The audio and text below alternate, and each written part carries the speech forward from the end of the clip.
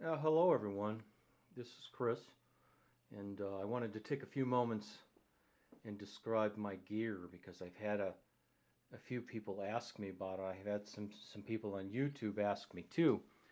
Um, Basically, I want to start out here with my guitar. Um, my Leo Kottke Signature 12 has got an LR1 Bags pickup with an active preamp in it, and so that pickup comes out on 1/4 inch mono off the back, and then I have a little volume control on the pickup. And what I do from there is I have a Zoom H4n digital handy recorder, and on the back here I have a Y connector. See, this monaural signal, which is not stereo, comes in and it's just wide into channels 1 and 2. So basically, I'm using my H4n, the Zoom recorder, for the two X-wide microphones on the front. And incidentally, there's pretty decent preamps inside the Zoom recorders. So then I'm not even recording with this, I'm just using it as the preamps and the mixer basically. And then the output of the, you can see if I strum the guitar here a little bit. So it's in 4-channel mode, okay? So you see the two active mics coming in here, and then the two lower channels in 1 and 2 are from the guitar split. So those two signals will be the same. Now over to my mixer here. I got a Behringer, I don't know, it's X1204 USB, which is plugged into my PC over there. And basically the two outputs, the two stereo outputs from the Zoom, the line outputs go into channels 1 and 2.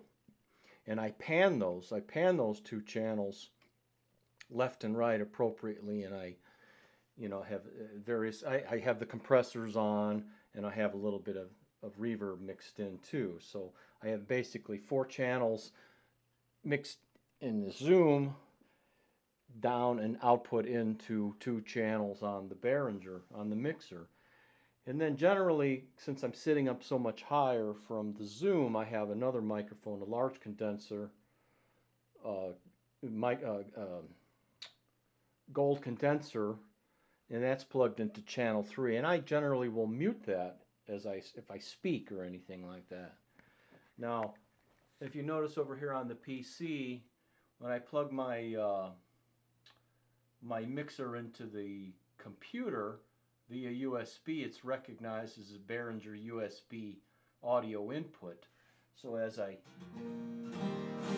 I try to generally adjust the final mix output into the PC to about 50% there.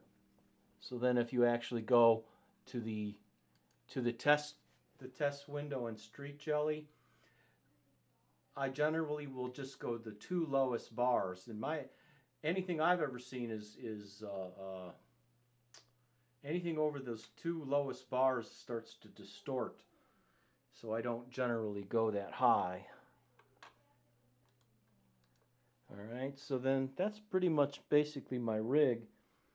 And I spent a lot of time tweaking the knobs here on the EQ and such to get a mix. You know, the LR Bags pickup is basically mixed down a little bit, so you don't. It's just basically underneath. The microphones create more of the sound. So my rig is pretty much a lot more, fancier than just like a straight snowball mic plugged in. And then and then I have my my headphones. My headphones come directly off of the mixing board. So that's how I get my sound, and I've spent quite a lot of time, and I really like mixing 4 channels down into 2, and then pan them left and right and add a little bit of reverb. And the key is, again, too, is to monitor on your Windows box the actual line in. Yeah, I like to go about 50%. And then if I strum really hard, you know, maybe 65%. And then again, then when you open up a StreetJelly test window, you'll have generally, I like to have generally 1 to 2 bars down in the lower right hand corner of the little bar graph. Now that may not be the loudest volume on a lot of people's computers, but I tend to find if I push that, you get clipping and distortion. So there it is right there. Thanks for listening.